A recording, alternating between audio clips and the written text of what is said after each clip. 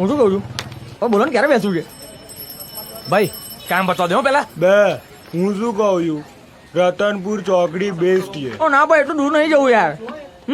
મારે ઘેર બેસી જઈએ. એ ના યાર, તારો બાપો ભાગ પડાવવા આવી જાય છે. તો એને બે પેગ આપી દેવાના ને બે યાર. લુખાઓ એની લવારીઓ સહન નહીં થતી યાર અમારાથી. ઘરે જ બેસવું હોય તો મારું ઘર શું ખોટું છે? ભાઈ નથી બેસવું યાર અહીંયા અમદાવાદમાં. સમજણ નહીં પડતી તમને લોકોને?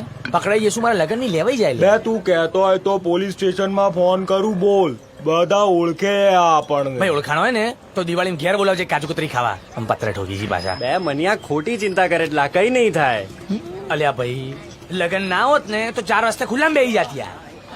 લે ખબર પડે ને તો મારા લગ્ન ની પડી જાય યાર. એક કામ કરીએ, તમે બધા બપોરથી મારા ઘરે આવી જાઓ. 6-6:30 થી પ્રોગ્રામ ચાલુ કરીને 9 વાગે તો પૂરો. પછી ઘેર જતો રહે, કોઈ ચેકિંગ બેકિંગ નહીં નડે. બે માન્યા નીલિયો સાચું કે છે માનને. માલ કોણ લાવશે?